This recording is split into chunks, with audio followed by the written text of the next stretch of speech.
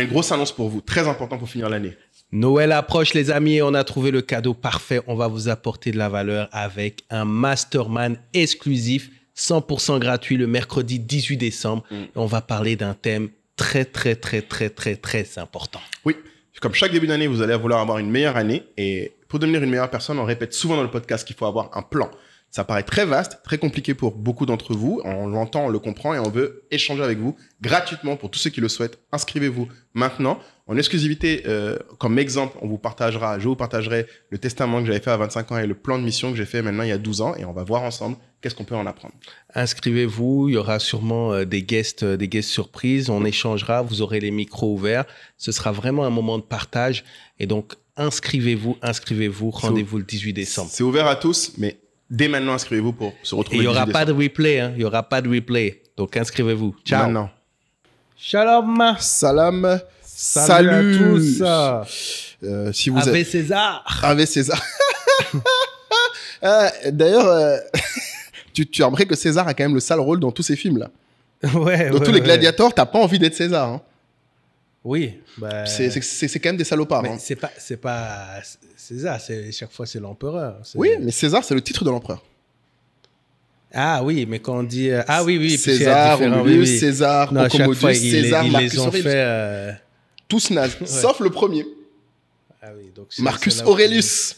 Non, mais on va déjà faire, parce qu'il y a des gens qui ont cliqué parce qu'ils pensent qu'on va faire une revue cinématographique des deux films, parce qu'on a mis quand même Gladiator 1 et Gladiator 2. Mais bon, moi, mon avis va être court. Gladiator 2, c'est une escroquerie. Non, mais attends. C'est une escroquerie. Denzel, mais c'est ça votre problème. C'est ça. En fait, ça, la leçon de Gladiator 2 pour moi, regardez. Denzel to the double. To the double, ce que j'allais dire. Même moi, je suis allé à cause de Denzel, mais on s'est fait escroquer. Parce que concrètement, c'est la leçon pour moi de Gladiator 2, c'est quand tu as un acteur suffisamment likable et bankable, tu fais à n'importe quelle bouse, on va aller. Non, mais vous aimez trop faire les critiques de cinéma, hein? Tu as passé un bon moment? Mais c'est un petit divertissement. Tu le regardes, tu rentres. Sérieux? Tranquille. Tu t'as passé un bon moment quand t'as regardé? Denzel est là. T'as regardé? Denzel est là. Tu as kiffé Denzel? Denzel est là. Tu as kiffé Denzel ou pas? Denzel est là. Tu as kiffé Denzel ou pas? Pourquoi tu réponds pas? La présence de Denzel. La présence. Non, mais est-ce qu'à la fin, genre dans un mois, il y a une scène de ce film dont tu te souviendras? Gladiator 2. Je pose la question comme ça. Ah, malheureusement, non. Bon. Non. Il y a... il a ces petites mimiques là, etc. Mais bon, comparé à d'autres films, ils auraient pu le faire plus impérieux, on va dire. Ouais. Mais Macrinus, en plus, c'est un vrai personnage, hein, qui a vraiment été le premier empereur qui n'était pas de lignée impériale. Donc, il y avait de quoi faire un vrai personnage. Surtout que je pense que dans l'intention, il avait un bon rôle. Mais Ridley Scott, je sais pas, il faut qu'il arrête. Hein, ça va pas. Ça fait 2 airballs qui se prend à juste titre. Bon, moi, c'est plus au moment des effets spéciaux. Ah, c'était un peu rude. Des requins et tout ça. Là, je dis... Déjà, le premier truc, c'est pas trop si c'est un singe ou un loup, là. Ah oui, tu voyais bien que c'était pas réel, ouais. Oui, mais ça, c'est... Non, mais ça, tu sais, ça, de nos jours, on se formalise plus de ça. tu vas dire quoi? Que, genre, au prix auquel c'est tourné, on pourrait nous faire un vrai truc? En fait, moi, c'est juste ça. C'est que l'effet spécial... Mais je pense que les gens... C'était un peu 2009-2008. Mais je pense que c'est parce que vous oubliez que les films qui coûtent cher en effets spéciaux, parce qu'il faut des vrais spécialistes. Ça, c'était pas un film d'effets spéciaux. Ouais, ils ont rajouté... Voilà, ils ont pris 2-3 gars. Alors, ils ont rajoute-moi ça vite fait. Mais vu le prix du truc... Ah, mais c'est clair. Mais on n'est plus dans les vrais trucs, les vrais films où il y a... tu vois, comment décrire ça? Les vrais films de FX. Avatar. Tu sais, ils ont fait ça sur 5 ans. Tu sais, les effets spéciaux, et c'est pas compliqué. T'as regardé les crédits à la fin de Gladiator 2? J'ai jamais regardé les crédits. Moi, j'aime bien. Même quand le film est nul, je m'impose ça parce que ça te dit beaucoup sur le focus qui a été mis. Dans Gladiator 2, il y a beaucoup de maquillage, beaucoup de mise en scène, de filmographie. Ça, ils l'ont dit. Ça, tu le sens. Mais en effets spéciaux, tu regardes, il y avait peut-être 10-15 noms. Alors que des films comme Avatar, c'est par pays qui te mettent les listes de gens et de gens. Pour te dire un vrai truc. 100%. Mais je veux dire, mais la hype était tellement forte. D'ailleurs, c'est ça, la promo. Oui, la promo. La meilleure partie du film, comme j'aime dire, c'est la promo du film. Non, la promo était incroyable. La promo était incroyable. Ils ont fatigué tonton, hein. Non, mais, il a fait toutes les interviews du monde. mais tu sais, c'est une des autres leçons qu'on partageait pour entrepreneurs qui nous regardent, et même nous, entrepreneurs. Tu te souviens, je crois qu'on en a parlé, je sais pas si c'est toi et moi, on en a parlé de quel est le conseil que Will Smith a reçu de Bruce Willis, Arnold Schwarzenegger et tous les autres gros acteurs pour dire qu'est-ce qui fait les plus gros acteurs? C'était quoi? La promo. Ah. Quand Will Smith a demandé à ces 3 géants, qu'est-ce qui fait de vous un super acteur? Est-ce qu'il faut que je travaille mon jeu? Est-ce qu'il faut travailler ma communication? Est-ce qu'il faut travailler les gens avec qui je tourne? Ils lui ont dit non. Je suis pas d'accord. Mais tu lis le livre de Will et c'est intéressant qu'il t'explique que qui était le plus gros acteur à l'époque, plus gros que ces 3-là réunis, que donc c'est comment il s'appelle? Sylvester Stallone, Bruce Willis et Arnold Schwarzenegger. Il disait qu'il y a un gars qui les bat tous, Tom Cruise.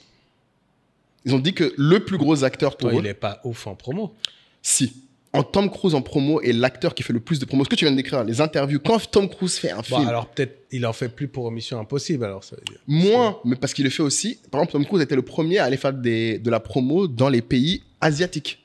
Quand les films sortaient. Ça, ouais. Et c'est comme ça que tu fais des vues. Après, il a créé sa légende avec les cascades. Exactement. Vois, avec Internet, maintenant, tu vois que c'est vraiment lui qui fait les trucs. Oui. Mais c'est vrai que Will Smith, il en faisait toujours une tonne dans ses promos. Et c'est ce que Will Smith a appris. Will Smith a dit que lui, du coup, son programme de promo quand un film sortait, il faisait le même programme que Tom Cruise. Mais il dit que humainement, physiquement, il a jamais réussi à faire le programme de Tom Cruise.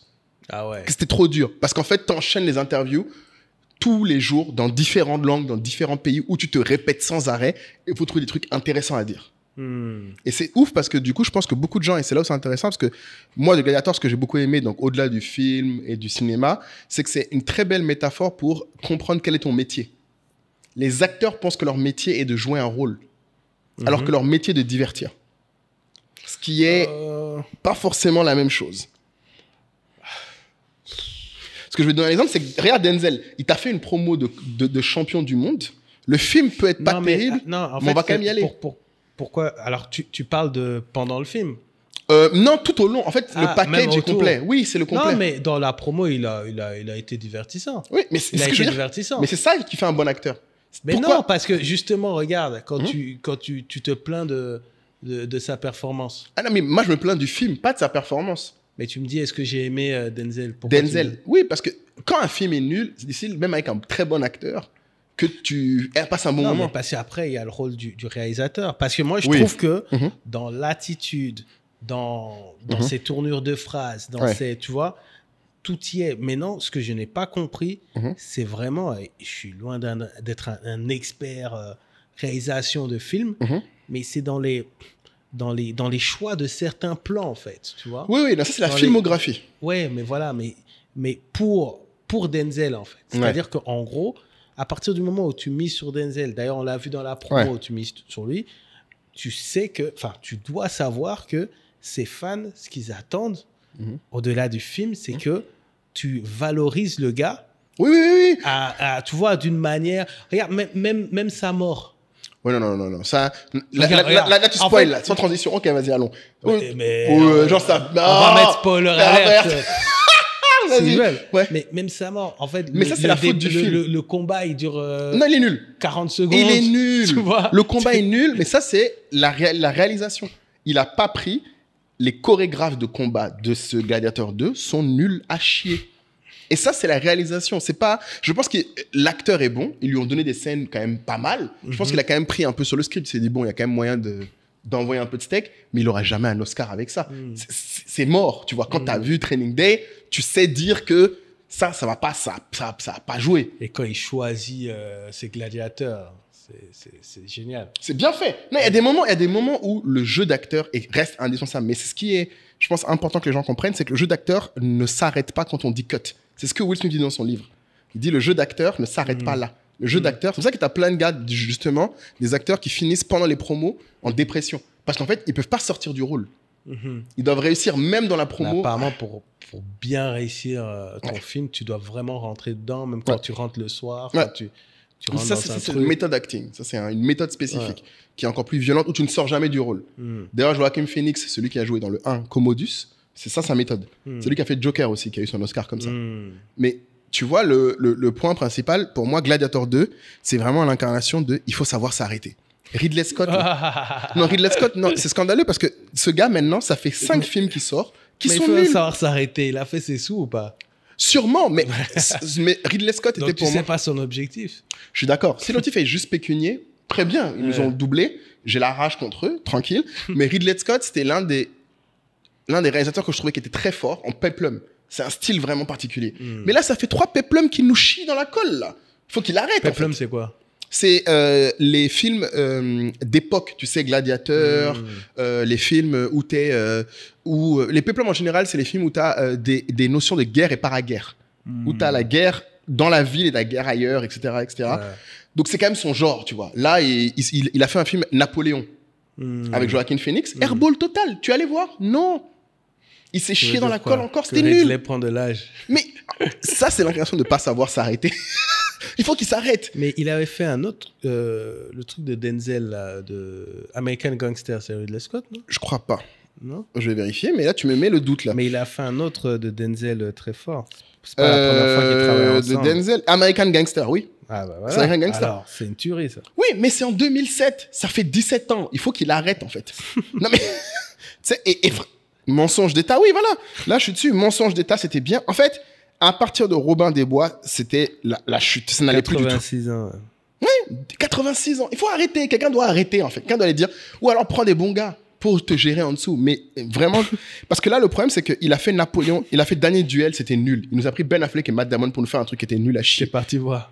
Non, je peux aller voir, mais en fait, comme je suis un grand amateur du genre, j'ai regardé. Mais tu sais reconnaître maintenant dans le genre ce qui va être une escroquerie. Déjà, quand j'ai vu que c'est Denzel qui faisait la promo, je savais que c'était gâté. Pourquoi?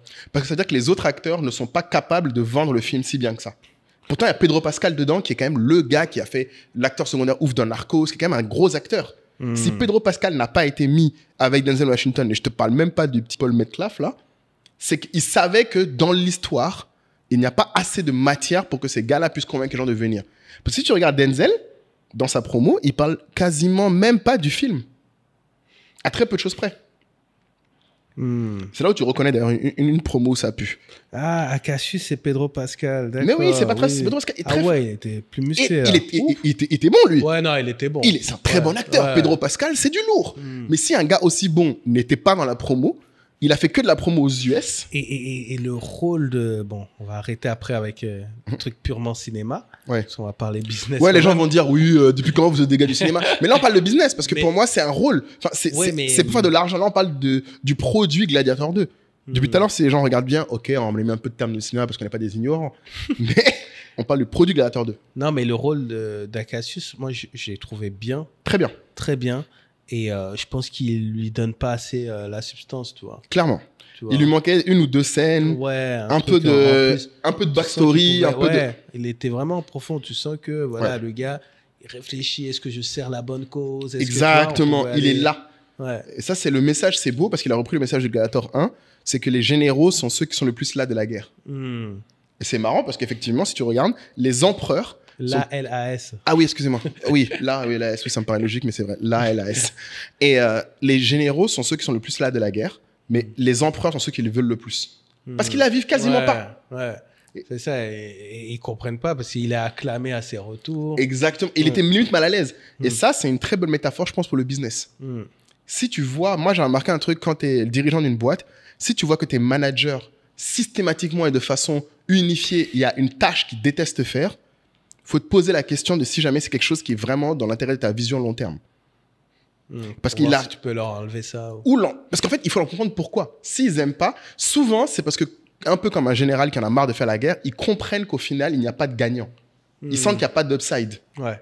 Si par exemple, tu obliges tes managers à remplir un fichier, par exemple, et que tous, je dis pas un ou deux, quand tous on en marre de faire ce fichier, c'est un signal qu'en fait, il y a peut-être quelque chose dans ce fichier qui est plus pénible qu'utile. Ou en tout cas, ils ne voient pas l'utilité.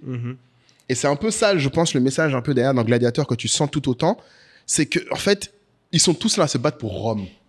La vision de Rome. Mais en fait, la vision de Rome, c'est les gens, c'est pas se buter, être malheureux, être en mauvaise santé, avoir la peste bubonique qui se balade tout autour du truc. C'est pas un rêve, c'est un cauchemar. Et il y en a que certains qui s'en sortent dedans. Et bon, je veux pas faire de parallèle. Après, bon, si on devait assimiler les empereurs aux boss de société. Bon, c'est le pire. C'est les pires. Ah oui. Un très bel exemple de... tu vois, mais c'est-à-dire, ils n'écoutent pas du tout... Ils n'écoutent pas du tout ce que le général leur dit. Oui. Ils ne prêtent pas attention à ce qu'il peut ressentir. Exactement. Ils ne voient rien, en fait. Complètement. Rien. Ils voient que leur objectif. Voilà. Ils n'écoutent pas, ils ne voient pas.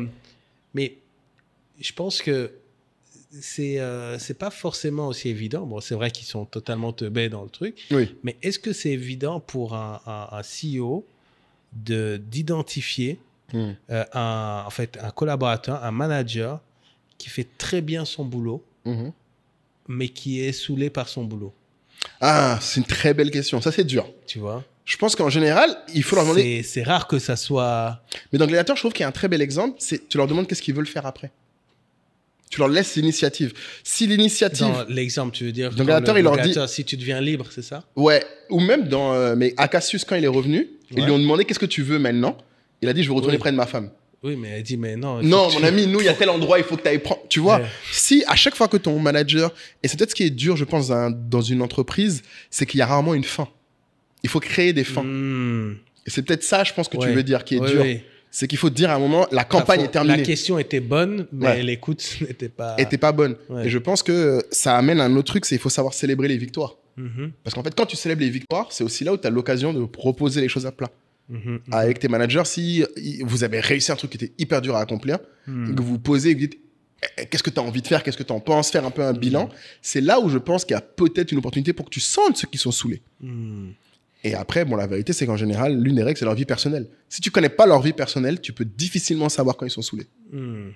Tu vois, c'est là où tu sens, quand leur vie personnelle est dure, là, quand tu sens que la vie personnelle est quelque chose qui leur pèse, dont ils parlent de plus en plus, pas en bien, c'est quelque chose qu'ils trouvent être dur, tu peux commencer à sentir qu'en fait le boulot ne peut pas rattraper ça, en fait, ne peut pas compenser. Tu vois. Ouais. Non, ouais, c'est un bon parallèle. C'est un bon parallèle. Après, d'autres éléments qui appellent le management, tu as forcément notre ami Denzel. Oui. Dans sa détection de talent. Macrinus. Sa détection de talent, non mais au-delà de sa détection de talent qui était très, bon là c'était barbare, c'est le plus fort, c'est il a passé beaucoup de temps avec donc le gladiateur qui l'a capturé. Bon, il faut voir le film pour comprendre, bien tout comprendre, mais Hanno, avec Hanno pour en fait créer une sorte de pacte avec lui, c'est-à-dire que il va, chaque fois qu'il a l'occasion, rappeler que c'est lui qui domine, mais il va également, très souvent, essayer de faire comprendre on a les intérêts en commun. Tu gagnes, je gagne. Voilà, tu gagnes, je gagne. Tu gagnes, je gagne. Qu'est-ce qui te ferait le plus plaisir? Qu'est-ce que tu veux? Qu'est-ce que tu veux? Et là, il a été très bon parce que il s'est battu pour lui obtenir ce qu'il veut. La tête d'eux. Tu vois? Sauf qu'après, entre-temps, lui, son désir avait changé, etc. Non, il s'est organisé. Clairement, je pense que depuis le début, il avait ça en tête et il s'est dit, ça m'arrange que cette personne soit plus sur ma route. Donc, il a fait de joindre l'utile à l'agréable. Et c'est encore le pouvoir du plan. On va dire que on rabâche... mais c'est Machiavel. Je pense que Macrinus, c'est un bel exemple d'un gars qui a un plan. Et tu le vois aussi. Oui, pour le coup, il a un plan. Il avait un plan. et c'est intéressant parce que du coup, tu le vois saisir les opportunités en live. Tu le vois en live se dire en fait ce gars-là il aime parier, ce gars-là lui il veut pas être libre, il veut juste pouvoir tuer ce gars-là, et ce gars-là les autres gars veulent le buter aussi, mais pourquoi j'organise pas un truc? Et ce qui est pas mal aussi, c'est que tu vois que il regarde systématiquement qu'est-ce qui habite la personne. Exactement, quelle est sa raison d'être? Par exemple, c'est toi, ce qui t'habite, c'est la rage. Mais tu vois que la manière dont c'est dit, c'est que c'est ce que je vais utiliser. Exactement, oui, c'est ça. Et à un moment, il lui dit « You will be a tool ». Et l'autre lui dit « Je ne serai pas ton tool ni dans cette vie ni dans la suivante ». Alors qu'en fait, en vrai, il a quand même utilisé quasiment de bout en bout. Et ça c'est quelque chose, je sais que dans les sports collectifs, c'est très fréquent. Dans le business aussi, ça peut l'être. C'est identifier qu'est-ce qui habite une personne. Exactement. Si vous devez mettre un adjectif, par exemple, compétition. Cette personne, elle aime la compétition. Exactement. Et je vais utiliser ça. Mais ça rejoint ce que tu disais sur les user manuels. Exactement, c'est le même truc. en gros, comment est-ce que je prends chaque personne pour tirer le meilleur? Ouais, c'est sûr. Et il faut être conscient aussi de qu'est-ce qui te drive toi. Parce que ce qui te drive est aussi ce qui peut te faire tomber. Donc, c'est aussi quand tu t'en rends compte que tu es drivé par la rage. Par exemple, oui, moi, pendant longtemps, c'était vraiment la compétition. C'était prouver que je suis spécial. Après, il faut faire attention aussi, si vous êtes de l'autre côté et que vous avez un manager, que vous n'êtes pas manipulé. Ah, c'est difficile parce que malheureusement, dans la relation avec un manager, normalement, c'est un truc qui me fait rire, les gens qui disent j'aime pas qu'on me manipule. Quand tu es dans une relation de manager, il faut un certain niveau de maturité pour qu'un manager ne te manipule pas, mais qu'il te parle. Quand tu n'es pas mature, ils sont obligés de te manipuler parce que tu ne peux pas voir l'objectif final. Tu es trop court-termiste. En général, ça demande une certaine vue long terme pour ne plus être dans une situation de manipulation, mais un partenariat gagnant-gagnant. Ouais, parce que tu as le sentiment qu'on est majoritairement dans de la manipulation que dans un... Ok. Mais la plupart des employés, en tout cas, moi, quand j'étais employé, mon sentiment, c'était, comme on en a parlé déjà l'autre fois, quand, par exemple, quand les managers faisaient des présentations sur l'état de la boîte, personne n'écoute, personne pose des questions. Et tu sens qu'en fait, le problème, c'est du coup, si tu ne poses pas de questions à ce moment-là, tu t'en fous, tu ne comprends pas après les décisions qu'ils prennent. Donc, c'est ça un peu le problème pour moi. Du coup, ils sont obligés de te manipuler. Parce que quand ils essaient de te montrer le truc qui amène, tu ne calcules pas. Attention. Tu vois, c'est l'impression que j'ai malheureusement, c'est que... Ouais, mais le mot manipuler est très fort. C'est-à-dire que là, c'est juste à eux de faire preuve de créativité pour capter ton attention. Oui, c'est la façon élégante de dire manipuler, ça, mon ami. Genre, Non, mais c'est comme si tu disais que chaque personne qui... Parce qu'aujourd'hui, on est dans une guerre de l'attention.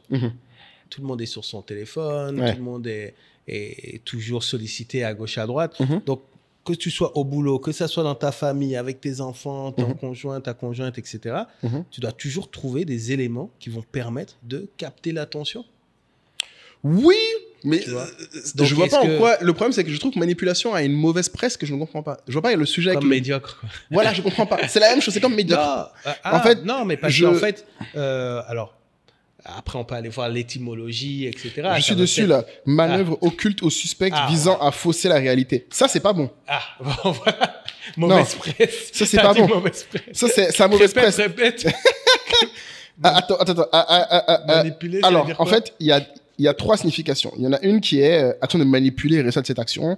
Action de toucher, tenir, transporter avec les mains, facile. Après, tu as action de mettre en œuvre, manœuvrer, utiliser. Ça, c'est OK. Ce qui pose problème, c'est la 3e. Opération qui consiste à... Attends, c'est quoi opération? Manœuvre par laquelle on influence à son insu un individu ou une collectivité, le plus souvent en recourant à des moyens de pression tels que les masses médias ou de manière occulte. Ben oui. Mais ça, c'est justement le sens péjoratif. Mais il y a un sens très basique qui est celui qu'on a dit juste avant. C'est l'action de mettre en œuvre et de manœuvrer. Non, mais manipuler, c'est comme... je sais pas moi, c'est comme... tu sais, avant les cookies là, sur Internet où on te disait d'accepter. Oui. Ben avant, tu n'avais pas ça. Donc, qu'est-ce qui se passait? Tu arrivais sur un site Internet, tu regardais une page, et puis pendant 2 jours, 3 jours, 4 jours, tu avais les pubs en rapport avec ce que tu avais vu, sans que tu aies accepté quoi que ce soit. Genre là, maintenant, c'était de la manipulation. Moi, je trouve que c'est maintenant que c'est de la manipulation. Non, parce que maintenant, on te fait croire que tu as le choix d'accepter ou pas. Si tu as encore le choix. C'est vrai qu'il y a des sites qui t'éjectent si tu n'acceptes pas. Tu vois mon point? Non, mais ils ne t'éjectent pas. En général, ils te disent, bon, dans ce cas-là, faut payer l'article. C'est pas de la manipulation, c'est de la transparence. Je suis d'accord, mais moi, mon sujet, c'est que c'est pas parce que tu n'as pas une information qu'elle est à ton détriment.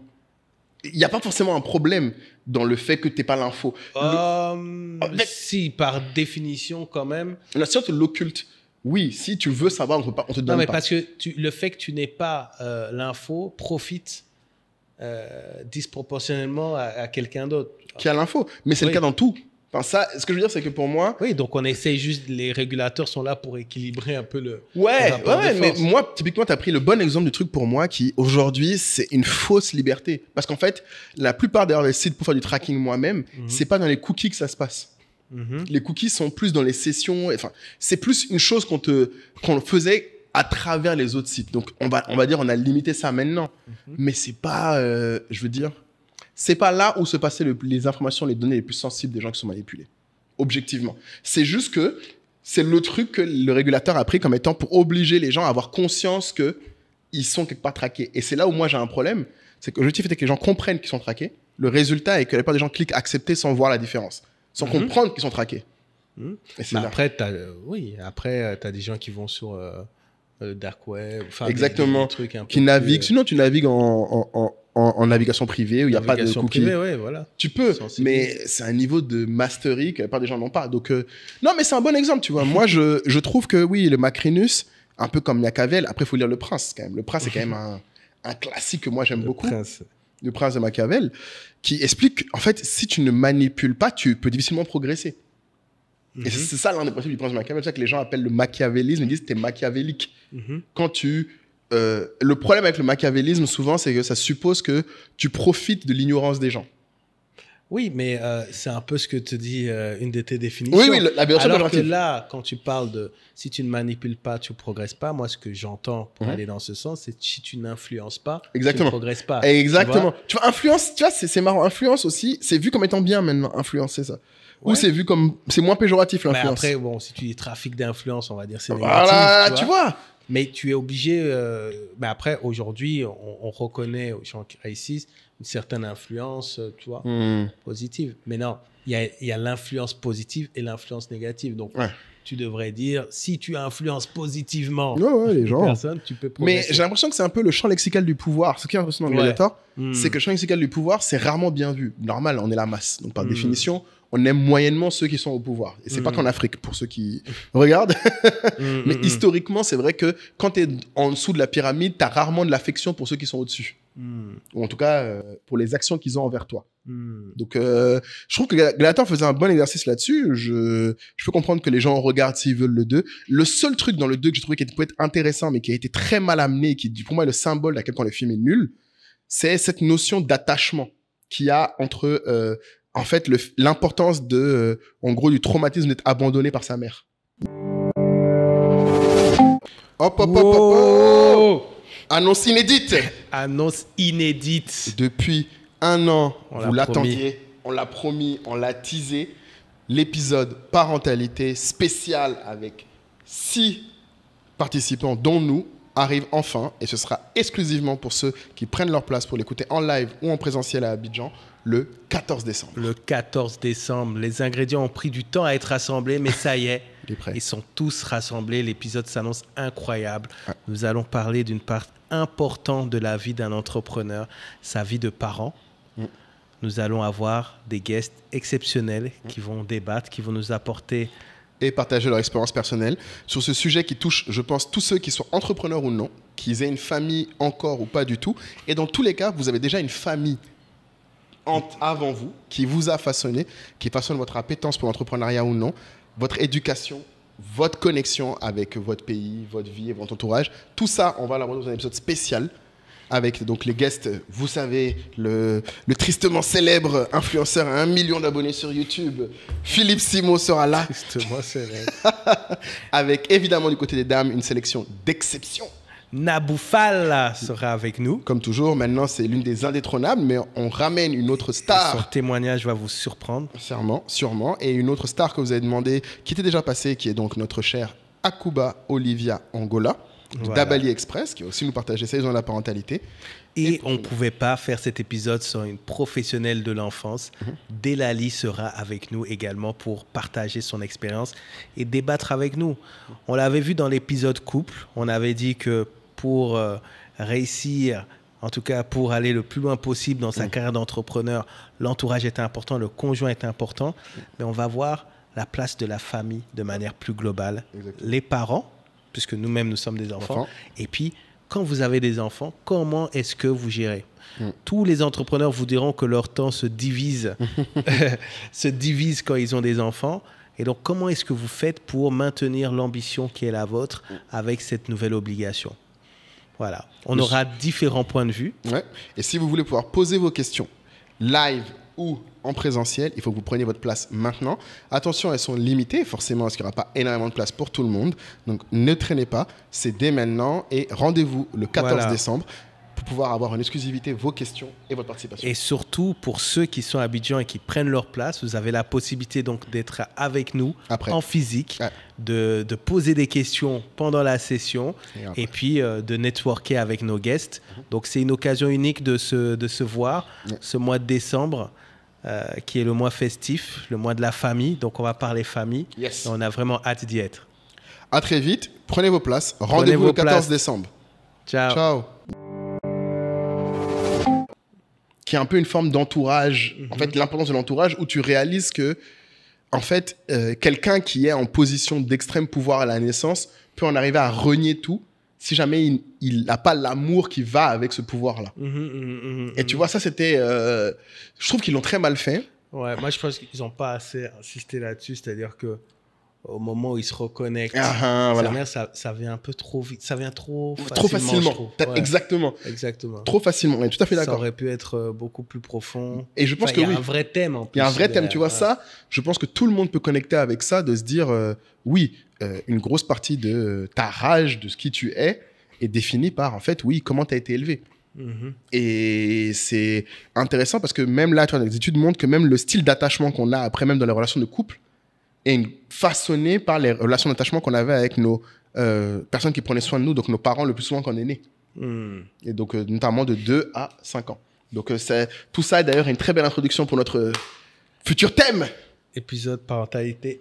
Et ça arrive enfin. Est-ce que vous êtes excités comme nous? Parce que j'allais dire, autant dire que celui-là, on l'a attendu. Une petite pub, là. Ouais, on va mettre une petite pub Là, quand même, c'est important. Le casting est pratiquement complet. Ouais. Ça fait des mois, des travaille. années qu'on en parle. Je te jure. Mais après, on a travaillé sur le casting, le timing. Donc, si vous avez des questions, c'est le moment de les poser là. Et je pense que Gladiator 2 amène quand même, si c'était mieux fait, je pense que ça amène beaucoup de questions à questionner l'héritage, l'éducation. C'est pas extrêmement bien fait, je On parle trouve. de Rome, ouais, c'est forcément héritage. Et, ouais, ça... Ouais, mais c'est pas... Ouais, c'est pas réussi, je trouve. Ici, après, ouais, il récupère le sabre de son papa. Oh, c'est cliché, ça. Ça, par contre, c'est too much. C'était pas nécessaire. Mais bon, après, tu vois, moi, je dis toujours, je compare ça à Black Eyed Peas. Quoi? C'est quoi cette de quoi tu parles, vas-y, En dis-moi. fait, Black Eyed Peas, quand il dit I got a feeling. Voilà, c'est ce que j'aime. C'est de la soupe. C'est facile. C'est de la soupe, non? C'est la soupe populaire. Verser, voilà. Tu veux verser, que tout le monde y trouve un peu son compte. Tu sais, t'as passé 2 heures. Tu sais, voilà. dans le monde des geeks, il y a un mot pour ça. Ah bon? Le fan service. Le fan service. Ah oui, très bien. C'est le fan service. C'est ce que tu Exactement. décris, ce que tu appelles la soupe.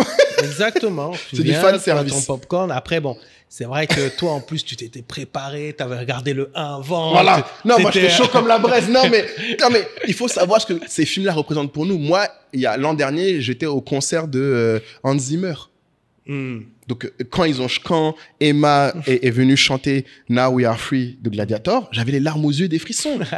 Non, mais tu vois, c'est des films qui, tu sais, veulent dire quelque chose pour nous autres, tu vois. Genre qui, tu sais, moi, c'est un des films quand tu veux te motiver, tu vois, quand tu as envie de chercher le win. Et ça, je trouve qu'un entrepreneur, souvent, je sais pas si c'est que moi, hein, mais toi, je sais pas si t'en penses, dis-moi. Mais moi, ces films-là, c'est pas que ça me motive, c'est que ça allume une flamme en moi, des fois, qui diminue. Ça ravive l'envie de gagner.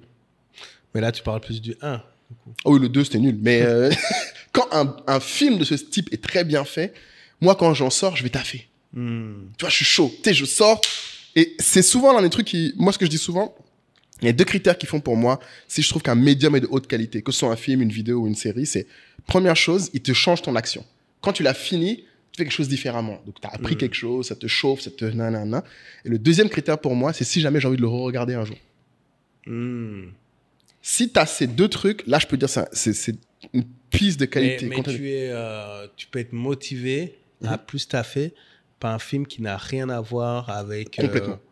Je sais pas, le work ethic ou... Alors, ça dépend ce que ça me motive. Mais par exemple, moi, je sais pas si toi, ça t'arrive aussi, mais par exemple, là, dernièrement, j'ai eu les larmes aux yeux en regardant Sprint, le documentaire de Netflix, sur les JO, là, sur l'athlétisme. Ah non, j'ai juste vu la partie de... Comment elle s'appelle, la petite, là, américaine. Ah, Sha'Carri... Non, Simone Biles. Quoi? Simone Biles? Ouais. Mais ça, c'est les gymnastiques. Non, je te parle de l'athlétisme. Ah, parce qu'il y avait aussi un documentaire. Ouais, il y a un truc gymnastique. Ouais, sur Simone Biles, ouais. Mais il y a un truc sur l'athlétisme qui s'appelle Sprint. Okay. Ils ont tourné les gens avant les JO, en préparation. Et ils ont tourné pendant les JO. Là, vient de sortir la dernière partie avec les JO, après les JO. Donc, on sait qui a gagné les médailles, qui n'a pas gagné. Ouais. Et notamment, bon, Marie-Josée Talou était un peu vénère parce qu'ils l'ont filmé. Mais comme elle n'a rien eu, ils l'ont coupé au montage. On la voit même pas. Mais ce film, Enfin, ce documentaire, je suis pas très documentaire, mais du coup, ma copine l'est. Et ça m'a... Quand j'ai fini de le regarder, déjà, j'avais les larmes aux yeux. Mais j'avais une profonde envie de gagner. Alors moi, justement, pour te répondre, les documentaires peuvent me faire ça, ouais. Plus que les films? Oui, plus que les films. Intéressant, ça. Mais comme j'ai toujours dit, moi, je suis un gars de... Enfin, c'est la réalité, en fait, tu vois. Si des gens l'ont fait, tu vois, j'arrive plus à connecter avec leurs émotions. Ah, ouais, c'est vrai. Alors qu'avec une fiction, c'est plus dur. Moins. Je le vois plus comme un divertissement, tu vois. Donc, c'est pour ça que je vais lire des biographies, je vais regarder des biopics, tu vois, quand je regarde The Founder, là, je suis... Et c'est pour ça qu'avec Suits, c'est particulier parce que c'est des rares fictions qui réussit à t'amener. Ouais, qui réussit à m'emmener. Tu vois, c'est possible. Mais c'est de haute qualité, mon ami. D'ailleurs, épisode Suits, là, il faut nous réclamer ça. Ouais, il faut nous réclamer, les gars. Genre, on va faire un truc. Abonnez-vous et dites, je me suis abonné pour avoir l'épisode Suits. Voilà. Mais c'est intéressant ce que tu dis, parce que ouais, tu dirais les documentaires. Moi, non, moi je tape sur Netflix parfois. Tu dirais c'est quoi les documentaires qui t'a donné envie, qui t'a donné un peu la dalle? J'en ai vu tellement. Regarde, par exemple, je vais citer le dernier. Ouais, quelque chose qui t'a... Bon, alors ça a vraiment rien à voir, ça va vous surprendre, mais c'est un documentaire sur Mohamed VI. Mohamed VI, le roi du Maroc. Ok, t'as bien aimé. et ouais, j'ai regardé de bout en bout. Mais là, ce qui m'a particulièrement impressionné, c'est l'éducation d'un monarque. Ah, intéressant ça. L'éducation d'un monarque, puisque, tu vois, il faisait en sorte, par exemple, il y a un truc qui m'a marqué, c'est que forcément, lui, il va en cours au palais, hein, il va pas à l'école, etc. Comme tout le monde. Mais ils font venir, ils offrent en fait à 5 familles du royaume la possibilité d'envoyer leurs enfants avec lui, et ils viennent de différents milieux. Intéressant ça. Tu vois, et donc il grandit avec ces 5 gens, voilà, avec ces 5-là. Donc ils sont c'est super intéressant ça. Ses frères. Donc tu vois la façon de réfléchir, elle vient sûrement d'une expérience de si tu les mets juste entre riche, riche avec son cousin, avec etc. Tu n'as pas le même résultat et que tu vois on met toutes les chances de son côté pour avoir la vision la plus globale parce que par définition ils sont dans un cocon. Ouais, exactement. Et donc qu'est-ce que tu mets en place pour, tu vois. Et donc comment est-ce que tu te modernises parce que tu es dans un pays en fait avec pas mal de traditions. Comment est-ce que tu fais pour placer j'ai pas d'ambition politique, hein, mais... Non, mais c'est intéressant. Ouais. Non, mais tu vois, même la place de la femme au Maroc, comment est-ce qu'il est vu aujourd'hui comme quelqu'un qui a quand même modernisé beaucoup de choses sur ce sujet-là. Comment tu gères les critiques? Comment aussi tu fais pour que tu sois aussi vu comme un précurseur sur pas mal de domaines en s'exprimant très peu, alors que son papa s'exprimait beaucoup. C'est un grand orateur. Si tu tapes Hassan II, interview, c'est vrai qu'Hassan II redait beaucoup son nom, etc., tu vas avoir le gars, c'est punchline sur punchline. Tu vois ouais. les trucs, il te parle de Mitterrand, de trucs. Il enchaînait. Ah ouais, il enchaîne, tu vois. Mais lui, il n'était pas comme ça, Mohamed VI. Non, Mohamed, il est en vie. Oui, il est toujours là, excuse-moi. Quand je dis il n'était pas comme ça, je veux dire, il est toujours pas... Non, il est plus... Et il y a un truc aussi que... Ça, c'est les petits trucs là. Pour ceux qui aiment les séries comme Scandale et tout, ils comprendront. C'est, par exemple, quand il s'adresse au peuple, lui, il fait très peu de médias. D'ailleurs, les médias râlent un peu. Parce qu'il vient pas. Râlent tout doucement. Hein, doucement, faut pas non plus... faut pas déconner non plus. Mais il parle une fois par an, par exemple, au royaume. Et quand il parle au royaume, il lit toujours il lit ses notes. Et toutes ces équipes essayent de dire non, il faut un prompteur. Et en fait, il dit que non, il va continuer à lire ses notes parce qu'en gros, il a identifié que c'était la différence entre un roi et un chef d'État. Ok. Tu vois, c'est-à-dire que c'est comme le papa en fait. Okay. Tu vois, le papa. Et donc, en fait, bon, voilà, c'est tous ces éléments-là c'est un autre type de leadership, en fait, si tu veux. Après, j'ai vu le documentaire de Beckham qui était sur Netflix. Ah, pas mal, ouais.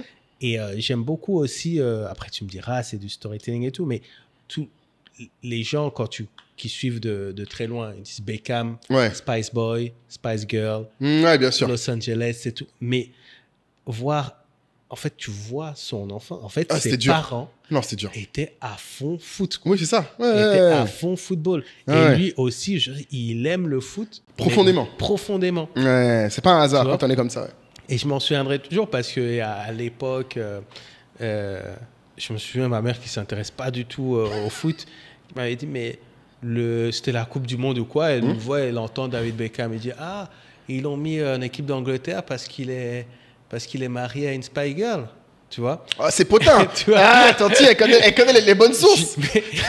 mais c'est un vrai joueur, en fait. Oui, non, il méritait. Oui. Et donc, tu vois comment est-ce qu'il a vécu ça. Et puis, alors, ce qui me fascine aussi, par exemple, Beckham, c'est encore un autre aspect, mais tu vois que tu peux connecter avec ça, c'est qui aurait cru que ce couple-là allait faire 25 ans. Qui allait durer. Et personne ne misait sur eux. Tu vois, et donc c'est ça dans les documentaires. Parce que lui, il est quand même bien populaire, elle est bien riche. Enfin, les gens misaient vraiment pas sur eux, pour le coup. Et l'occasion aussi de rendre hommage à quelqu'un qui a disparu récemment, Quincy Jones. Oui. Qui est une des personnalités qui a fait pour tellement. moi, les plus fascinantes du monde. Et il y a un documentaire, je crois qu'il est sur Netflix. Lui, j'avais lu en plus sa bio. Ouais. Ce gars-là, il n'y a pas une personne showbiz avec qui il n'a pas travaillé. Non, il était avec tout le monde. Ouais, il était vraiment. De Ray Charles à Michael Jackson. Ouais, il a traversé les générations en plus. C'est ça. Et quand il commence, il n'y a rien, il a juste son instrument, tu vois. Et donc, comment est-ce que tu fais, en fait, pour traverser les époques? Le mec, c'est lui qui a créé Prince de Bel-Air. Enfin, si tu vois son CV, c'est incroyable. C'est un truc de dingue. Et en plus, j'ai vu que même ça, il a réussi la chose la plus importante quand tu crées une legacy, c'est que même son héritage est clean, apparemment. Chacun de ses enfants a un montant prédéfini. C'est propre. Je suis désolé, il y a très peu d'hommes noirs qui ont ce niveau de richesse où ça finit pas en guerre totale quand ils meurent. Et ça a failli aller même sur une dynastie, puisque une de ses filles était oui, Rashida Jones. De Tupac. Tupac, au moment où Tupac décède. Ouais, c'est ça. Ça aurait été beau. Non, mais bon, on dira qu'il n'a pas fait exprès. Tu vois, c'était pas intentionnel. Les documentaires, en tout cas, si tu veux, on pourra faire une sélection et puis faire un œil de l'entrepreneur. Ouais, si, en tout cas, moi, j'avoue, j'ai jamais été très documentaire. Va savoir pourquoi. J'ai rien contre. C'est juste que je suis pas exposé à ça. J'ai toujours été très film et très série, très manga. Donc, après, mais je pense toi, par exemple, qui est fan de, je sais pas, Elon Musk, tu tapes pas de documentaire Elon Musk? Moi, je lis son livre, sa biographie. J'ai lu sa biographie énorme. Mais en fait, c'est différents formats, non? Non, j'aime pas. Alors, j'ai beaucoup de mal avec les contenus où la personne elle-même s'exprime pas. Tu vois, il n'y a pas de narration. En fait, j'ai beaucoup de mal avec la narration parce que j'ai toujours l'impression que c'est un peu ouvert à l'interprétation. Oui, bien sûr. Mais tu as vu le documentaire de Kanye West quand même sur Netflix? Non. Par contre, ça, c'est vraiment. Mais c'est lui. Si, je l'ai vu. Celui, je l'ai vu. Oui, tu vois sa mère. Ouais, où tu es petit, là où tu vois avec sa mère. Tu le vois après. Ouais, tu le vois quand il va au studio avec Jay-Z la première fois. Exactement. Il y a la fois où il voit avec Pharrell et Jay-Z. Écoute, ouais, je me souviens de ça. En fait, le truc pour ceux qui l'ont pas vu et juste pour teaser un peu, c'est Kanye West, donc qui veut devenir rappeur, rencontre un gars qui s'appelle Cody, qui lui-même est humoriste. Et ce gars-là, il est tellement persuadé, je crois à cette époque-là, ils ont 20 ans, il est tellement persuadé que Kanye West est spécial, qu'il décide d'arrêter sa carrière de comédien, en tout cas de ce qu'il voulait lancer. Ouais. Il paye une caméra et il dit, je vais filmer ce gars tous les jours. Ouais, c'est vrai, c'est ça, l'histoire. Tous les jours. Et il le filme. Il n'y a rien au départ. Il est avec sa mère, etc. Ouais. Il fait des instrus pour des gars de Chicago. Ouais. Et petit à petit. Et puis, j'ai un rendez-vous à New York. Et il vient, et il filme. Et il voit que sur la fin, il a du mal à essayer de continuer son contenu, à le filmer, mais il a réussi à filmer tout le come-up. Mais il arrive quand même, tout le come-up, le premier album, deuxième album. Bon, après, Kanye prend un peu... commence à partir un peu en 7, mais du coup, il filme ça, ouais. Tu filmes même, du coup, tu vois même comment son façon de communiquer change. Et c'est aussi lié un peu à comment il se voit aussi, effectivement. Mais donc voilà, les docus, il y a cette valeur. Ouais. Encore plus effectivement quand la personne en fait j'aime bien parce que celui-là vraiment je l'ai vu parce que lui-même parlait. En fait c'est ça le filtre je pense qu'il faisait que j'aurais pas le docu et puis là The Last Dance. Bien sûr que j'ai regardé mais ça c'est même plus des docus à ce stade. Ça c'est des on doit faire d'ailleurs un entrepreneur là-dessus. Je veux dire Last Dance t'as plus de frissons que n'importe quel film fiction que tu peux avoir. Non, je pense pas que j'ai eu plus que des films. Faut dire la vérité. Je pense que c'est juste que comme c'est des gens réels. Moi, je connectais plus avec l'époque aussi. Je connectais à ce que moi, je me souviens de l'époque, etc. Donc, je comprends que c'est encore plus touchant.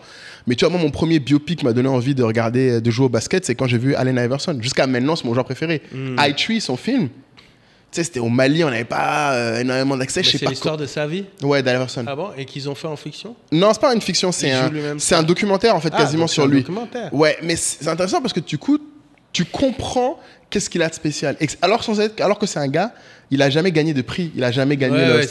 Tu vois, et c'est. Mais il a le prix de la street. La street cred. Et ça, c'était rare, tu vois, je trouve. À l'époque, il y avait que ceux qui gagnaient qu'on calculait.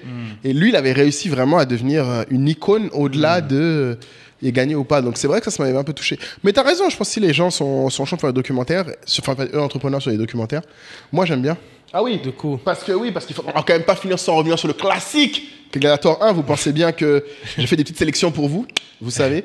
Comme toujours, malheureusement, on peut pas les mettre dans la vidéo parce que ça nous démonétiserait. Vous savez quand même qu'il faut rémunérer l'effort et l'équipe derrière. Donc, on vous mettra le lien. Est-ce que les gens se souviennent de Gladiator 1? Gladiator 1. Mais justement, moi, je t'ai juste choisi 3 passages. Okay. Mon top 3 du film. Okay. Ce moment-là, je pense que tu t'en souviens.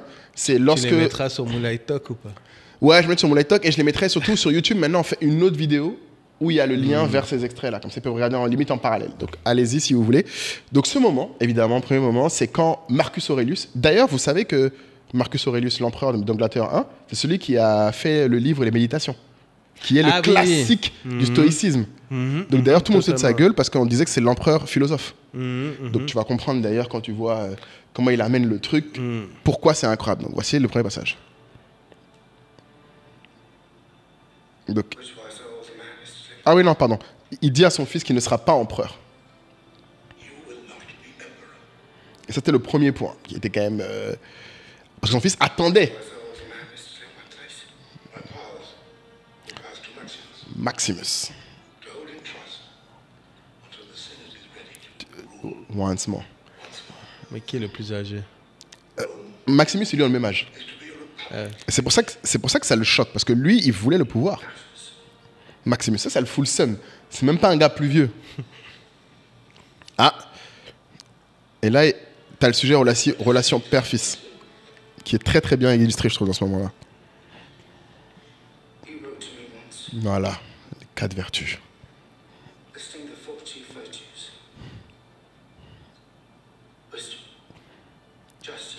La sagesse, la justice, la fortitude et la tempérance.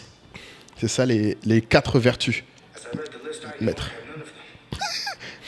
Mais il savait qu'il les a pas. Ambition. Alors, ça m'a fait rire. Que beaucoup de gens présentent comme une vertu d'ailleurs, ça qui est marrant. Courage. Ce ne sont pas ces critères. Voilà. Et voilà. Devotion. Et le pire, c'est qu'il ment vraiment pas. Hein. Pour le coup, c'est vraiment qui il est. Mais il lui a dit que c'est pas ça les critères. Oui. Tu vois. Et ça, c'est ce passage qui m'a marqué, je trouvais, parce que c'est... Tu vois. Moi, personnellement, ça m'a beaucoup touché ce passage. Parce que je me suis rendu compte, même moi, je me suis dit, mais en fait, je suis pas sûr que j'ai les vertus que... Je veux dire, peut-être que mon père veut, mais en tout cas, la société veut. Que la société veut. La société te...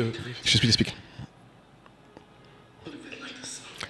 Et là, tu vois, en fait, tu comprends qu'au-delà d'être accepté en tant qu'empereur, il voulait que son père l'accepte même, l'aime. He hate so much. Et c'est là où c'est lié, en fait. César. Tu vois, il a appelé par son titre. Voilà, et faveur. Et cette punchline, ouverture parfaite pour l'épisode parentalité. On parle souvent de la tribu Telegram et souvent les gens nous entendent parler de personnes, de ce qui se passe dedans. Mais si vous vous demandez qu'est-ce qui se passe vraiment dans ce groupe et qu'est-ce qu'on a pour ces 150 € par an, en fait, on a un petit résumé hebdomadaire maintenant fait par notre super team Gazette SOA que je vous laisse écouter. Et après ça, n'hésitez pas à vous abonner à la tribu, c'est dans la description juste en bas. À très vite. Hello guys!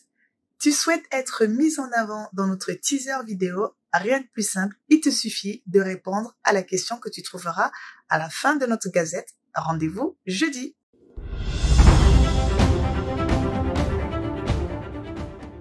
Que s'est-il passé cette semaine dans Inside SOA Tribe? L'invité de notre épisode 105 a vraiment impacté positivement plusieurs membres de la tribu. Sans surprise, dans la rubrique Open Discussion, Elon Musk est nommé dans l'administration Trump. Dans la rubrique Share is Caring, un membre de la tribu a vu sa story repartagée par Fabrice Sawignon. Oui. Et les Ivoiriens, êtes-vous inscrits sur liste électorale et surtout, avez-vous vu passer la campagne d'enrôlement pour les élections en Côte d'Ivoire? Le Congossa Business de cette semaine est consacré à Sally qui donne une interview à Denzel Washington. Pur mérite ou simple parachutage? On vous laisse avoir votre propre avis. Dans les actualités de la tribu, n'oubliez pas de voter pour le nouveau t-shirt SOA. Et enfin, côté profil, je vous présente celui qui va vous faire penser à un émir du Maghreb par son nom et qui est un serial entrepreneur. N'oubliez pas, chaque semaine, de nouvelles opportunités pour grandir ensemble. À bientôt!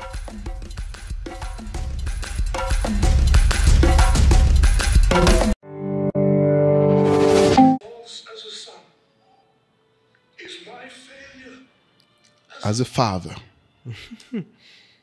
Voilà. Mais les fautes du fils sont les échecs du père. Ça, c'est pas magnifique, ça? Tu trouves pas ça beau? Ah oui, c'est très fort. T'as vu? Et ça, ce passage-là, tu vois, moi, je me souviens, à l'époque, déjà, quand je l'ai vu, j'étais vraiment choqué. Tellement je me souviens, parce que j'étais au cinéma, j'étais en mode, merde, je peux pas revenir en arrière pour noter. Et dès ce moment-là, je savais, il faut que je revoie ce film, parce que c'était trop. Tu vois, et là, on est dans les 30 premières minutes. Hein. Et juste avant, il y a une autre scène que j'ai pas gardée, mais qui est dans le même esprit, où il dit à Maximus, du coup, qui est Russell Crowe, hein, le héros, qui est le général, qui vient de gagner, il lui dit, tu vas devenir empereur. Et Maximus dit, grosso modo, qu'il veut pas.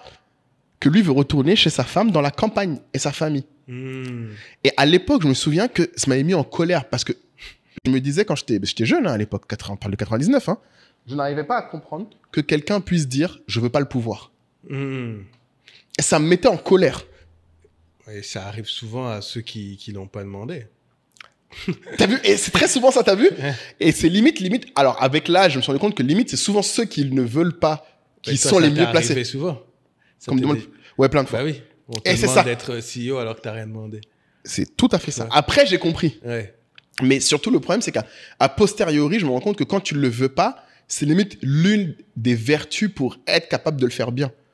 Tu le fais pas pour ça. C'est peut-être souvent ce que les gens reprochent en tant que politiciens. C'est en disant... Bien sûr, oui. C'est pour ça qu'on va souvent insister pour qu'un politicien ait une indépendance financière. Exactement. Qu'il ne mise pas là-dessus pour s'enrichir. Ouais. Et ce passage, je trouve qu'il était intéressant parce que tu vois, il a opposé les 4 vertus maîtres, donc vraiment la sagesse, la justice, bon, ça... Oui, tu sais, qui veut pas être comme ça? Mais ce que j'ai beaucoup aimé, c'est la fortitude et la tempérance. Et je me souviens, à l'époque, ça m'avait choqué parce que la tempérance, je savais même pas ce que c'était. Et la temperance, c'est vraiment la capacité à être modéré, la modération dans tous les plaisirs, comme dans les colères. Pas être dans les excès. Pas dans les excès. Et ça, je me souviens, à l'époque, ça m'avait choqué. Je me suis dit, mais depuis quand c'est une vertu? Parce que, en tout cas, je sais pas le dire, mais à part dans les religions, c'est pas quelque chose que dans les sociétés, on met beaucoup en avant. La sagesse, oui. La justice, oui. La fortitude, on met en avant la résilience. Après, on te dit tout excès nuit. Voilà, tout est fait nuit. Exactement. On le dit très souvent. Ouais. Mais c'est vrai que on a tendance quand même à blâmer, par exemple, par rapport à un enfant, un excès dans ce que toi, tu vas considérer comme négatif. Oui. Mais par exemple, tu vas jamais lui reprocher de faire je sais pas, un excès de politesse, par exemple. Oui, voilà. Alors que dans la tempérance, de ce que je comprends, il y a aussi ça. C'est que ça soit dans le positif, dans le négatif, reste mesuré. Ouais.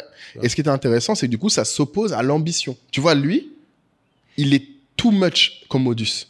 L'ambition, pendant longtemps, d'ailleurs, à cette époque, ça m'avait choqué parce que quand Commodus a fait le truc, moi, à l'époque, je pense, je voyais l'ambition comme étant une qualité. Je me disais, les gens qui sont pas ambitieux sont des gens médiocres. Alors qu'en fait, maintenant, avec l'expérience, je me rends compte qu'être trop ambitieux, c'est vraiment possible. En fait, surtout quand tu es ambitieux pour la fin d'être ambitieux. C'est-à-dire que tu veux juste le pouvoir pour le pouvoir. Tu veux la lumière pour la lumière. Tu ne veux pas les responsabilités qui vont avec. Tu veux juste les avoir. Tu veux juste avoir le rôle.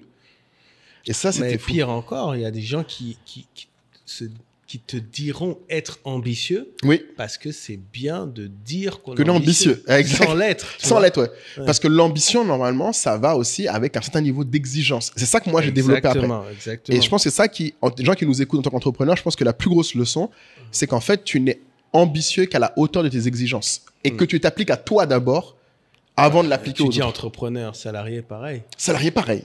Parce que je pense que là, tu vois, s'il était vraiment ambitieux, il aurait eu l'exigence, par exemple, si son père est un philosophe, d'être au moins aussi version philosophique que son père. Et d'ailleurs, c'est marrant parce que dans le Gladiator 2, bon, vous verrez, hein, évidemment, ce brave Hanno est en fait Lucius, qui est donc le petit-fils de Marcus Aurelius, et il récite des poèmes. Donc, tu vois qu'en fait, dans son éducation à lui, de sa mère, on lui a donné ce côté-là, philosophe, mais intellectuel, on va dire. Et donc, tu comprends que l'une des exigences pour être un bon dirigeant, et je pense que c'est ça la sagesse en question, ça passe par un peu de curiosité, de culture. Et même un leader a besoin de ça, en fait. Et moi, au début, je ne le voyais pas, ça. Mais tu vois, c'est dur. difficile, ouais, parce que en gros, là, pour être dirigeant, il aurait dû adopter les vertus que son père énumère. Alors que on dit souvent qu'on souhaite que le dirigeant, en fait, que chaque personne, qu'elle soit elle-même, et puis on verra si elle l'est. Si tu as les capacités de diriger. Après, c'est différent peut-être dans une monarchie. Dans l'héritage, Dans l'héritage, où là, ton père va dire, bon, tu n'as pas le choix, vu que tu es possiblement un dirigeant. Tu dois avoir ça. Donc, tu dois avoir ça. Mais c'est un peu ce que tu décris avec Mohamed VI. Ouais, c'est qu'en c'est fait, exactement, l'éducation reflète. Et je trouve que c'est ce qui était beau. L'éducation, elle est primordiale, oui, dans ces cas-là. Ouais, mais c'est ce qui est intéressant, c'est qu'à la fin, Marcus Aurelius lui-même dit qu'en fait, ses manques, c'est ses fautes à lui. C'est lui qui n'a pas su développer ça chez son fils. Ouais. Et d'ailleurs, très honnêtement, parce que on dit peut-être c'est pour faire genre, mais très souvent sur les erreurs ou les ratés de recrutement d'employés, pas forcément de recrutement, mais même dans les livrables, dans les éléments, j'essaie de voir où sont mes erreurs.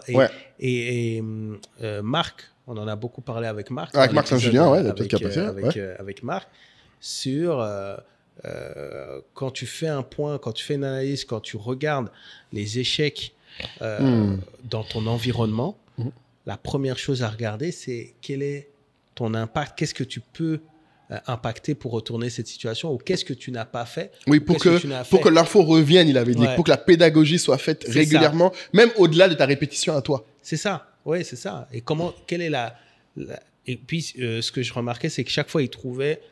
En fait, ce que je retiens, c'est quelle est la question que tu te poses à ce moment-là, tu vois. C'est-à-dire qu'une personne qui vient... ce qu'il disait, une personne qui vient en retard le lundi, en retard le mardi, en retard le mercredi. Au 4e jour, tu t'énerves. Si un coach va venir te dire que c'est également de ta faute, tu vas dire, bah non, je ne suis pas responsable de la ponctualité des employés. Mais ce que va te dire le bon coach, c'est que tu as créé un environnement où c'est possible pour lui, exactement. C'est possible pour lui de venir en retard 3 jours de suite. Et peut-être que lui-même ne se rend pas compte. Peut-être que en fait, c'est important, ça se trouve. C'est ça. C'est ça. Donc, c'est un peu c'est un peu ce qu'il dit, quoi. Donc, tu vois, Marcus Aurelius, et c'était intéressant, je trouvais, parce que bon, après, le personnage meurt après ça, il tue son père. Hein, donc, on le voit plus, Marcus Aurelius. C'est quand même violent. Mais tu vois quand même que le film commence direct en fond de patate, parce que du coup, il tue son père, et après, il essaie de faire tuer Maximus, sans transition. Et du coup, il terrorise sa sœur, qui est au passage qu'on retrouve dans Gladiator 2, qui est le seul personnage qui est dans les deux films. Lucilla. Et donc, c'était intéressant, parce que je trouvais que ce passage était plutôt marquant. Après, l'autre passage que moi, j'ai beaucoup aimé, je vais te mettre, c'est... Alors, je trouve que ce qui a aussi fait Gladiator, mais je trouve qu'on n'en parle pas beaucoup, c'est que c'est un film qui, au-delà des scènes, des trucs de ouf, les gens voient les scènes et les gros combats. Moi, j'ai beaucoup aimé aussi, il y a des moments très drôles. Dans le 1, d'accord. Dans le 1. Un peu moins dans le 2. Dans le 2, il y a un moment qui est drôle. C'est ce moment où j'ai dit, ah, quand même, il y a quand même Ridley Scott. C'est le moment où, tu sais, il vient de finir le premier combat. Paris, non, et il vient manger. Et les gars font tous... et ils font le bruit de singe là. Ouais. Ce moment-là, j'ai trouvé ça bien parce que tu vois, il y a pas besoin forcément des fois de parler pour que les trucs soient tu comprennes, tu vois. Et le fait que Anno l'ait bien pris la blague des autres, c'était aussi une forme de preuve que, même dans une entreprise, quand les gens se moquent de toi, c'est quelque part, ils se sentent assez proches de toi. Et c'est très, je trouve, bon, ils voient rien, on va dire, mais l'attachement, c'est une forme de lien. Ils l'ont attaché. C'est vraiment un attachement. C'est-à-dire que là... Bah, surtout que là, en plus, ils avaient que ça pour se divertir. Ils avaient que ça. Et ils venaient tous d'échapper à la mort. Tu vois, et non, ça, c'est un moment dans Gladiator 2, c'est vrai quand même que je peux reconnaître qui était... Ça, c'était bien tourné. Ce moment. Mais juste, vu que tu es sur Anno de Gladiator 2, il y a un autre élément peut-être de leadership. Ouais. C'est lead by example. Ça veut dire que quand les autres gladiateurs ont compris que c'était lui qui gérait la situation, il est devenu le leader. C'est lui qui leadait les combats dans l'arène. Et c'était chaque fois, en fait, lui en première ligne. Ouais. Sauf que sur le bateau, où il n'est pas en première ligne. Oui, après, il saute. Stratégiquement, ouais. Mais après, il saute. Ouais. Mais du coup, ce que je veux dire par là, c'est que il y a toujours ce concept de faites ce que je fais, pas seulement ce que je dis. C'est très vrai ça, oui. Que tu dois pouvoir aussi en tant que manager venir sur le terrain, débloquer une situation. En fait, on doit, pour la crédibilité, pour que ton leadership soit total, il faut pouvoir venir sur le terrain et montrer que ce qu'ils font, tu es capable de le faire. Oui. Ça ne veut pas dire que tu le fais mieux, puisque... Idéalement, ils sont plus forts. Ils devraient être plus forts que toi à terme. Exactement. Mais au milieu, ce qui est intéressant, je trouve, c'est bien parce que ce que tu décris dans le Gladiator 1, c'est bien mieux fait, je trouve, que dans le 2. Toi, tu n'as peut-être pas revu le 1. Non. Mais dans le 1, quand Maximus... Parce que dans le 2, le moment où c'était le moment, c'est quand ils affrontent le Rhino, là. Franchement, voilà, c'est ça. Mais le Rhino, là, en fait, les autres ne servent à rien. Il le bat tout seul, le gars, en fait. En fait, en vrai, les autres ne servent à rien. Et je trouve que c'était mal fait comparé à dans Gladiator. Quand ils affrontent pour la première fois les chariots là, avec les trucs, il y a une vraie collaboration. Je trouve qu'ils n'ont pas très bien fait la collaboration avec les autres. Parce que du coup, après, tout le monde le respecte, mais au moins, on le respecte parce qu'il est le plus fort. Oui. Pas forcément parce qu'il est le plus... Comment il se crée ça ? C'est pas forcément celui qui a le mieux organisé. Tu vois, dans Gladiator 1, t'as comment il leur donne les ordres pour les boucliers. Tu vois, il coordonne vraiment les gens. Hop. Annonce inédite. Annonce inédite. Depuis 1 an, vous l'attendiez, on l'a promis, on l'a teasé.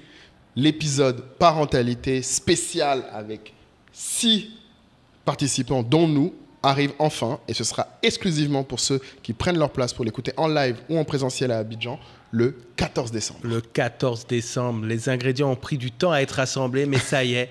Ils sont tous rassemblés. L'épisode s'annonce incroyable. Nous allons parler d'une part importante de la vie d'un entrepreneur, sa vie de parent. Nous allons avoir des guests exceptionnels qui vont débattre, qui vont nous apporter...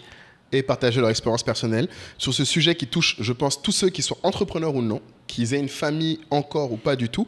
Et dans tous les cas, vous avez déjà une famille avant vous qui vous a façonné, qui façonne votre appétence pour l'entrepreneuriat ou non, votre éducation, votre connexion avec votre pays, votre vie et votre entourage. Tout ça, on va l'aborder dans un épisode spécial avec donc les guests, vous savez, le tristement célèbre influenceur à 1 million d'abonnés sur YouTube, Philippe Simo sera là. Tristement célèbre. Avec évidemment du côté des dames, une sélection d'exception. Naboufal sera avec nous. Comme toujours, maintenant c'est l'une des indétrônables, mais on ramène une autre star. Son témoignage va vous surprendre. Sûrement. Et une autre star que vous avez demandé, qui était déjà passée, qui est donc notre chère Akuba Olivia Angola. Dabali Express, qui va aussi nous partager sa vision de la parentalité. Et on ne pouvait pas faire cet épisode sans une professionnelle de l'enfance. Delali sera avec nous également pour partager son expérience et débattre avec nous. On l'avait vu dans l'épisode couple. On avait dit que pour réussir, en tout cas pour aller le plus loin possible dans sa carrière d'entrepreneur, l'entourage était important, le conjoint était important. Mais on va voir la place de la famille de manière plus globale. Exactement. Les parents, puisque nous-mêmes, nous sommes des enfants. Et puis, quand vous avez des enfants, comment est-ce que vous gérez ? Tous les entrepreneurs vous diront que leur temps se divise quand ils ont des enfants. Et donc, comment est-ce que vous faites pour maintenir l'ambition qui est la vôtre avec cette nouvelle obligation ? Voilà. On aura différents points de vue. Ouais. Et si vous voulez pouvoir poser vos questions live ou en présentiel, il faut que vous preniez votre place maintenant. Attention, elles sont limitées, forcément, parce qu'il n'y aura pas énormément de place pour tout le monde.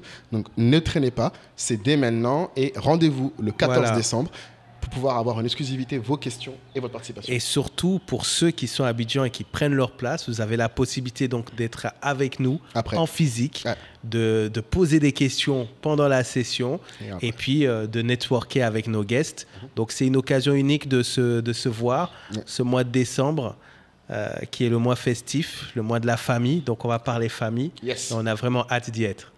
À très vite. Prenez vos places. Rendez-vous le 14 places. décembre. Ciao. Ciao.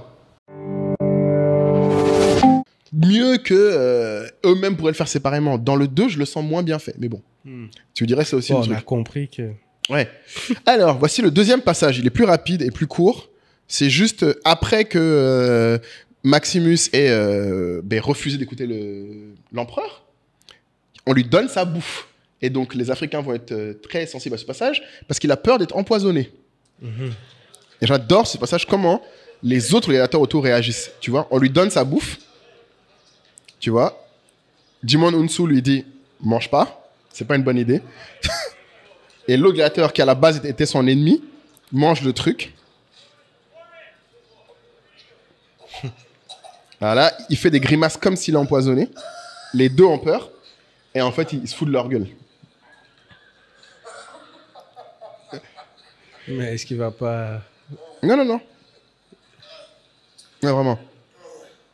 Écoute la phrase d'après. Cette phrase que je trouvais très belle. Tu as un grand nom. Before he kills you. Voilà.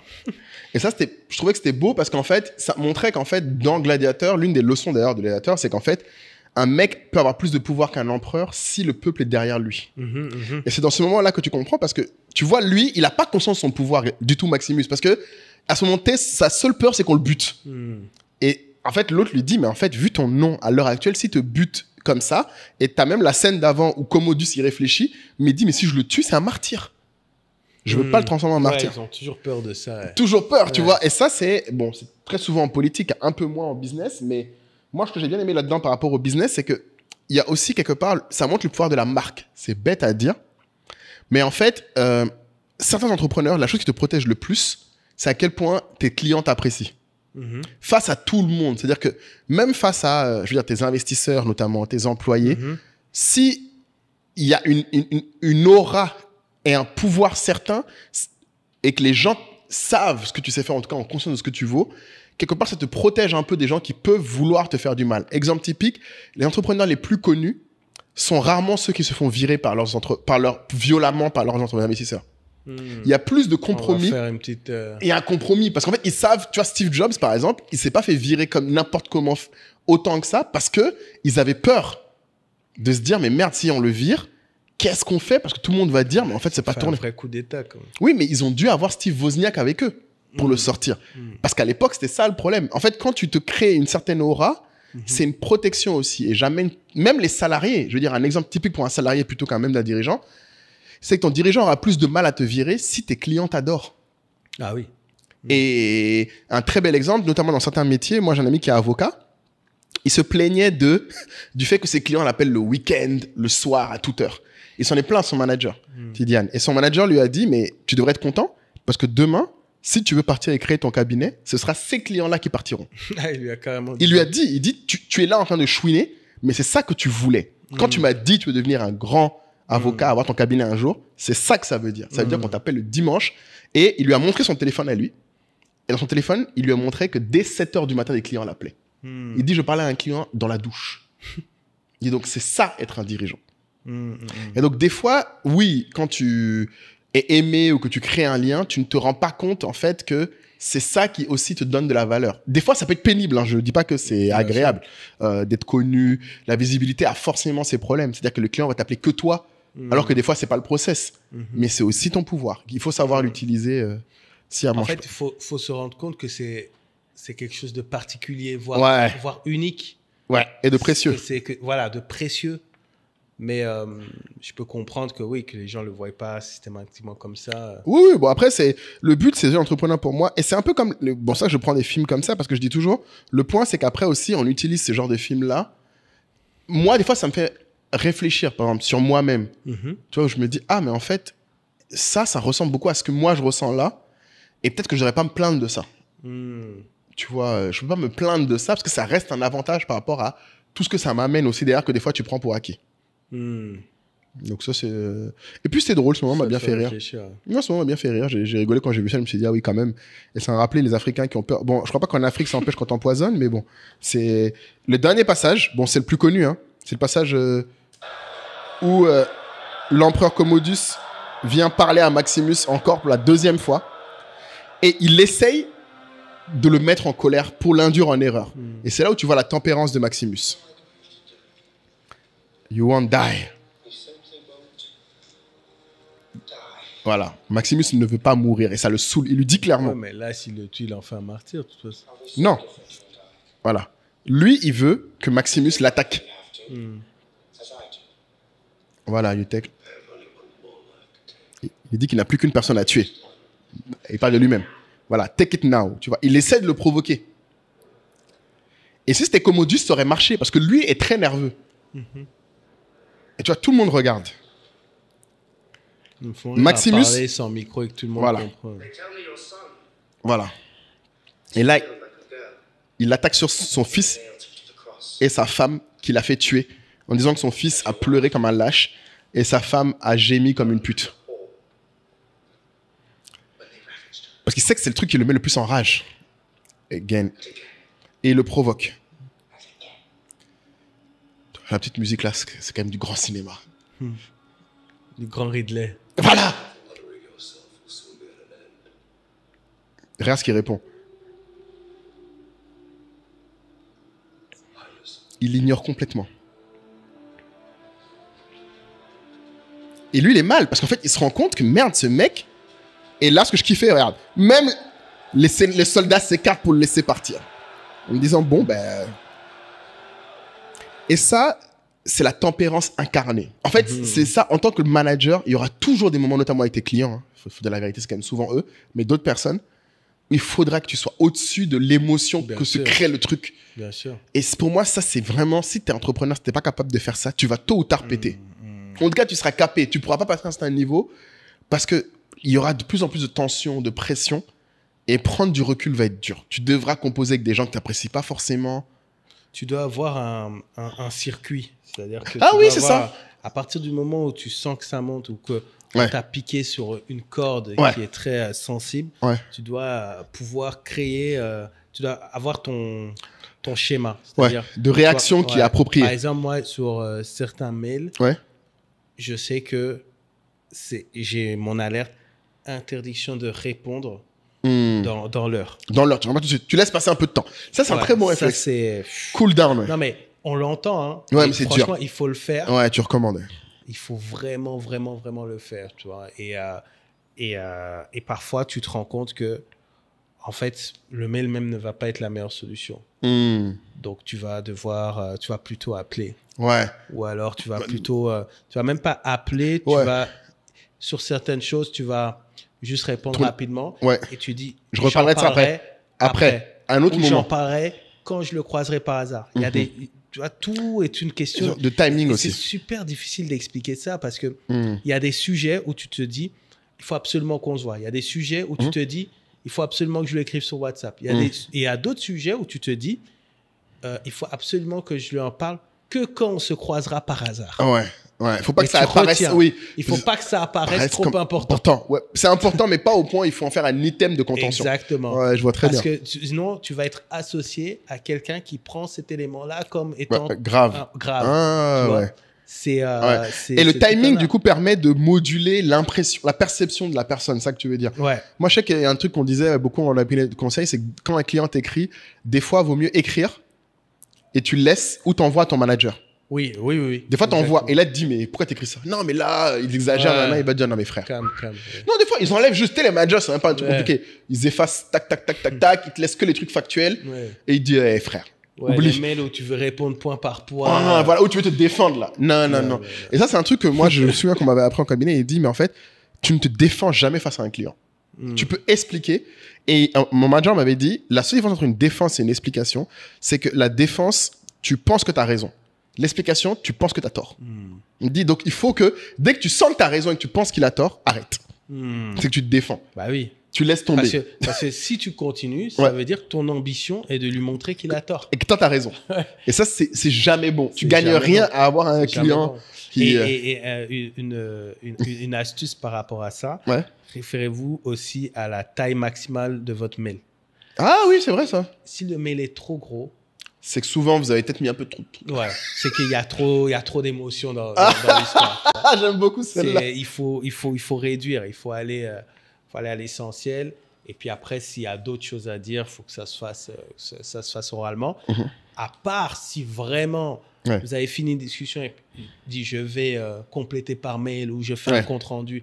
Là, on a le droit d'être détaillé, mais répondre... non. Tout de suite, là, c'est... En général, long et tout de suite, c'est mauvais signe. Quand tu commences à y répondre tout de suite et que ça dure et que ça devient un paragraphe serré, point par point, en général, t'as raison, faut le tourner dans l'autre sens. Faut plutôt se dire, bon, on va le faire à un autre moment. Et si vous n'arrivez pas et si vous voulez absolument répondre, vous pouvez répondre en proposant un créneau pour échanger sur le sujet.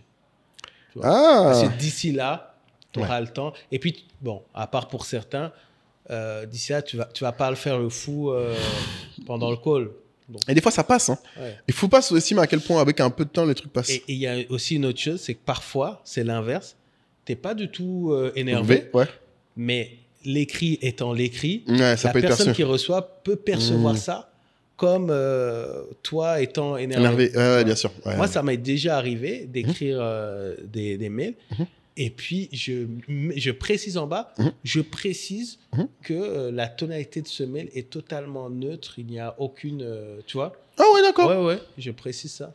Totalement neutre, ok. Bon, j'ai peur que les gens, quand tu le Non, dises, ils quand t'y je croient dis pas. totalement neutre, Ouais. tu vois, je veux bien expliquer que mon niveau d'émotion, en fait, est normal. Normal, ouais, ça. Qu'il y a vraiment Il y a rien. pas de sujet, quoi. Je sais pas si les gens te croient quand tu fais ça, parce que j'ai peur qu'ils aient toujours l'impression que tu fais ça pour enjoliver le truc. Mais je pense que tellement peu de personnes le font Que ça ouais. me donne le bénéfice. Le bénéfice de tout, ouais. voilà. Dans le doute, ils vont se dire, s'il a écrit, c'est qu'il le pense vraiment. Ça, tu vois. C'est vrai, parce que si tu le penses pas, tu feras pas l'effort de Tu l'écrire. vois. Ou alors, tu vas faire mail et tu vas faire une note vocale pour qu'ils sentent vraiment au ton de Ouais, ta voix moi j'ai déjà que fait ça. t'es Ouais. calme. Ouais, ça, t'écris et après t'envoies un message derrière où les gens Ouais. savent que Je non, t'ai mais j'ai envoyé bien un vu. mail, Ouais. je t'ai répondu, tu verras et tout, tu me diras ce que tu en penses. Ouais. Il sait au ton de ta voix Que ça va. Moi, je peux ça dire, j'ai vu ton mail, ah oui, pas de souci, on a effectivement pas vu ça, je t'ai envoyé un mail pour répondre. Et là, ils savent que bon, tu l'as pris avec du recul. Mais c'est vrai que ça joue beaucoup parce que, bon, là, j'ai l'impression des fois qu'on parle encore comme dans les relations de couple, mais en fait, c'est assez lié. Tu sais, c'est quand on dit des fois, est-ce que si quelque chose dans 5 ans ne vaut pas la peine, ça vaut pas 5 minutes de ton temps maintenant? C'est souvent ça la question, c'est est-ce que dans 5 ans, tu as peur que c'est un truc important? Dans ce cas, n'y donne pas 5 minutes. Donc ça, c'est le gros conseil. Donc voilà, écoute, moi, je pense que là, on a quand même pas mal de leçons. Rome. César. Et je trouve juste, bon, dommage, bien sûr, je vais encore oublier de conclure en bon panafricaniste, parce que bon, là, je porte Patei Matisse encore une fois, de Learning to Suffering. Là, un truc qui me fait un souffrir. film à la Putain, mais tu sais, Gladiateur. moi, j'attends ça, quelqu'un qui nous met bien, là. Les trucs de Shaka Zulu, tout ça, Mansa Moussa, on a plein d'empereurs et trucs. À l'époque, là. Mais en fait, le problème, c'est qu'à chaque fois qu'ils le font, je trouve ça nul. J'ai pas encore trouvé de trucs qui me... de vraies quêtes histoire africaine. Après, les Américains vont faire, mais vous allez dire... Non, ils vont être énervés, c'est clair.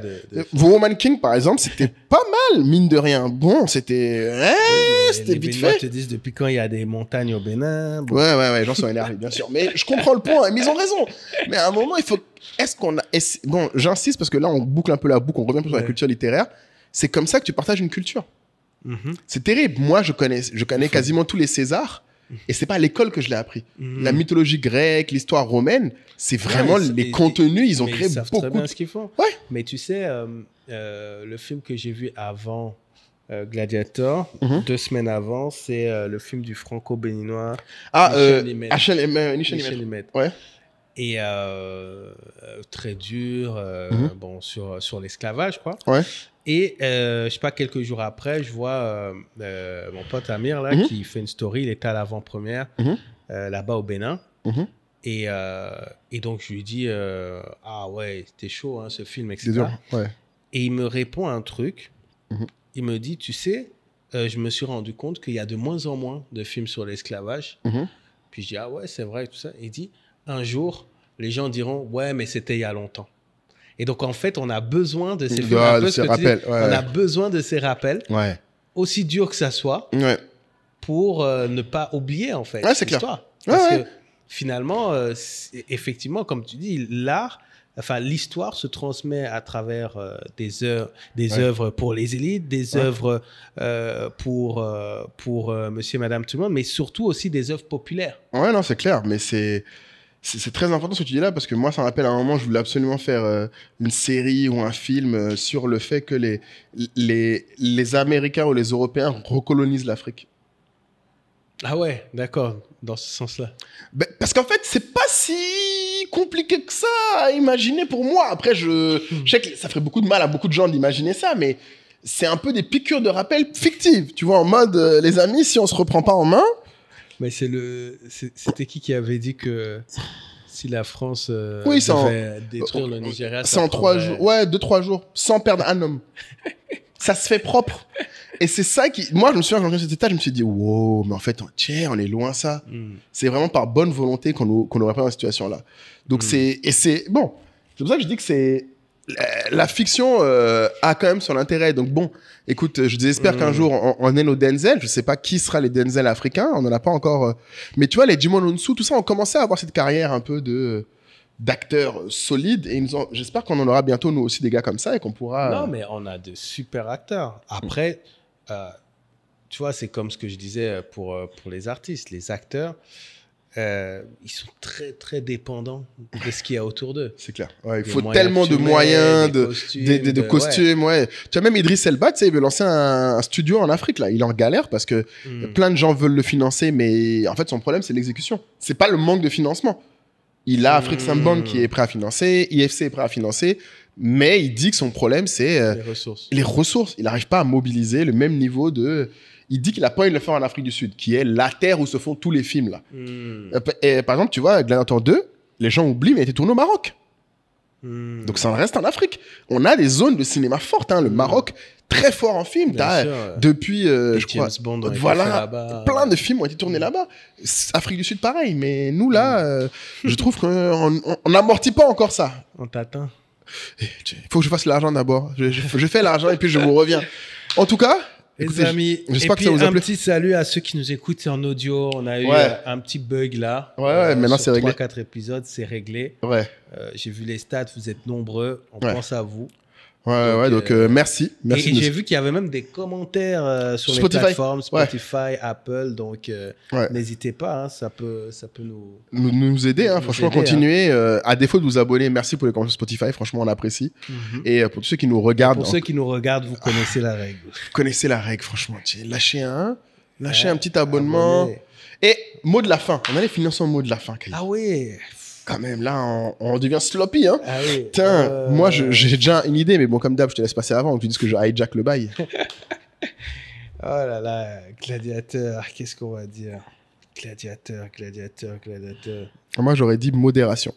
Modération à cause de quoi? Parce que Ridley Scott aurait dû être modéré et pas faire le 2. Ah non, mais là, et puis, non, mais après, au-delà de ça, je pense que l'un des messages qu'on a donné quand même, moi, la leçon que je retire beaucoup des gladiateurs, c'est que oui, ce qui fait que Maximus était un grand empereur et a fini par... J'aime bien tempérance, là. Mais tempérance, c'est en anglais, le mot, c'est modération. Temperance. La tempérance, c'est la modération en français. Mais donc, quand on dit que c'est une vertu... Oui, la modération est une vertu. Être quelqu'un de modéré. Ah, d'accord. Ouais.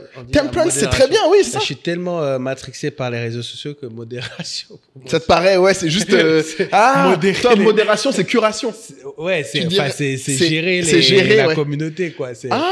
Oui, c'est vrai que maintenant, c'est devenu un synonyme fort. Oui, non. Modération, c'est ça, être modéré. Ouais.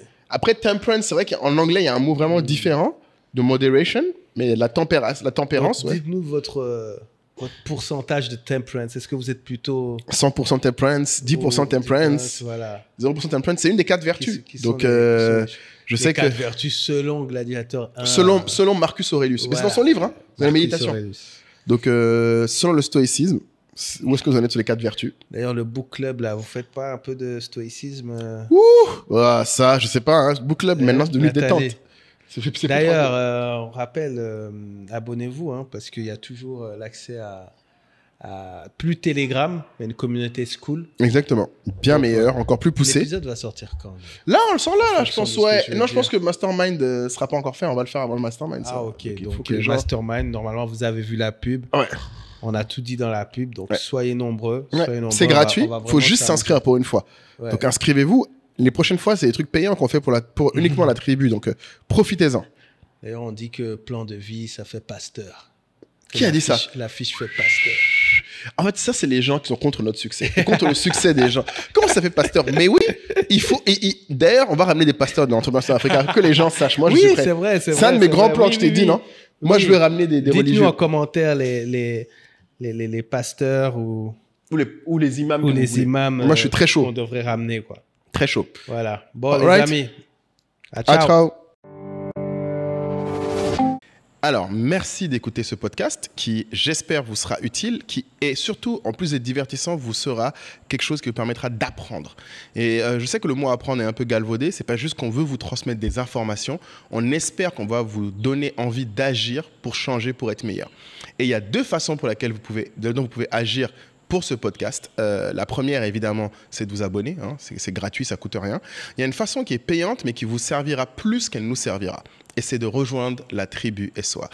Beaucoup de gens pensent que la tribu SOA, c'est juste un groupe Telegram, mais ils ne savent pas vraiment ce qu'il y a derrière. Un point sur lequel je voudrais revenir, c'est que si vous regardez bien, en fait, ce qui, j'espère, vous apporte de la valeur, c'est que nous, on partage notre expérience. Et surtout, ce que je pense que certains d'entre vous aimeraient quand ils nous écoutent, c'est partager la vôtre. Et en fait, la tribu, c'est ça. C'est plus un simple groupe Telegram. On a évolué vers une nouvelle plateforme encore plus dynamique. Certains disent quasiment que c'est un réseau social dédié aux gens qui écoutent le podcast SOA. Et dans ce réseau social, en fait, on échange, on apprend et donc on agit ensemble. Et si vous avez envie de co-construire le podcast, si vous avez envie d'améliorer votre plan, votre carrière ou de votre entreprise, ces trois choses supposent une action dès aujourd'hui et pas demain et pas dans 6 mois. C'est rejoignez la tribu SOA.